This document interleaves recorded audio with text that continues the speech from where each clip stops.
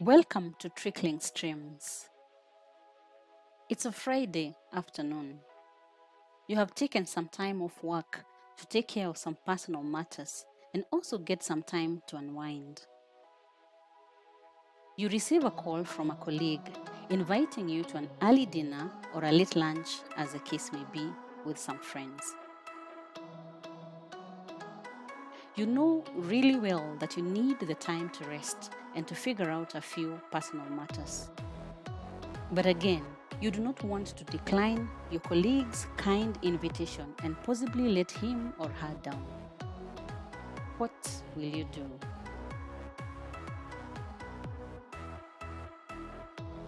This is an example of many similar situations that we find ourselves in. From this example, our choices will mostly be three. One is to abandon our personal matter and join our colleagues. Two is to decline the offer in a respectful way and possibly propose to catch up on a different date and time. Three is to decline the offer, maybe angrily, possibly in a harsh way, wondering why your colleague even thought you could abandon your plans to join them for a last-minute dinner plan. That is, respond negatively. Today, we'll be talking about assertiveness.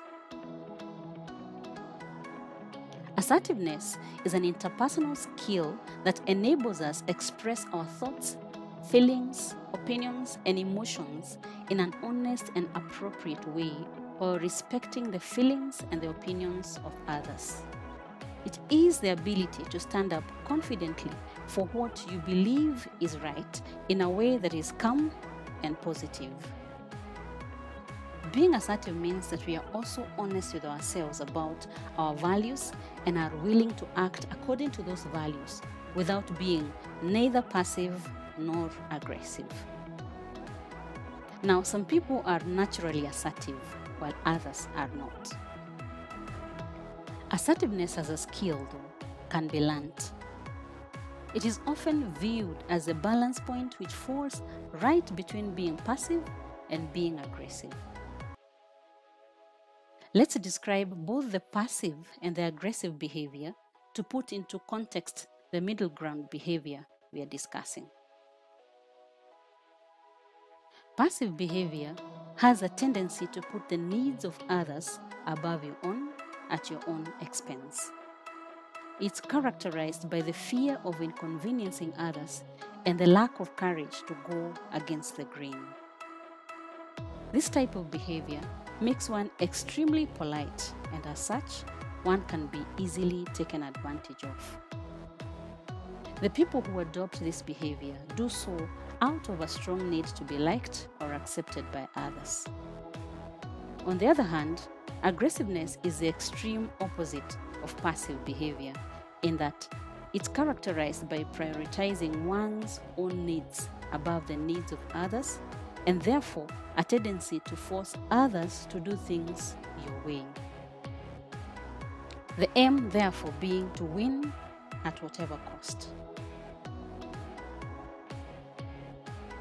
Aggressive behavior fails to consider the views or the feelings of others.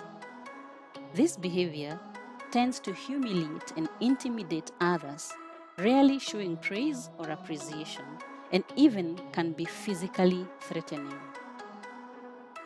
Assertiveness, therefore, provides the needed balance between being passive and being aggressive. It is a sure win in conversations. So how does one become assertive or develop assertiveness? We will look at it from both points of view, both from a passive point of view and from an aggressive point of view. If you have passive tendencies, then number one, practice voicing your opinions. Express your feelings, thoughts, and opinions openly and with respect for others. This may take time, but once you begin, little by little, you grow in it. Number two is that get comfortable in saying no. Know that it's okay to say no, to decline to an offer or to an invitation that you are not comfortable with. Decline calmly and in a respectful way without over-explaining yourself.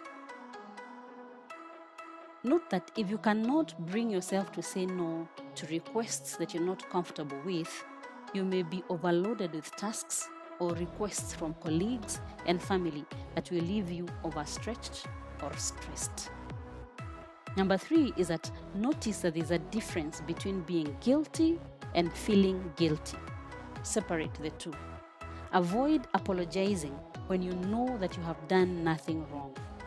Do not provide an opportunity that may make others take advantage of your emotions. Number 4, do not try to manage how others feel as a result of you not going along with what they want or desire. You cannot control how people choose to respond. Number 5, set boundaries. Let others know about your likes and dislikes. Be clear about your values, what you can tolerate and what you cannot, what you will or will not allow. On the other hand, if you have aggressive tendencies, number 1 is that try letting others speak first. Source opinions from others and give them an opportunity to express themselves first. This way, you lower the likelihood of dominating in a conversation. Number 2 is that exercise the power of I statements. I would like, I feel, I think, I expect, instead of you statements. You always, you never, which sound more accusatory than conversational.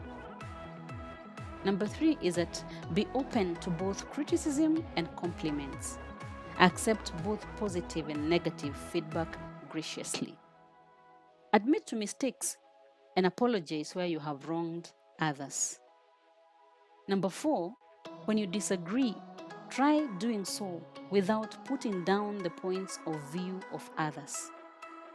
Treat others with dignity and respect.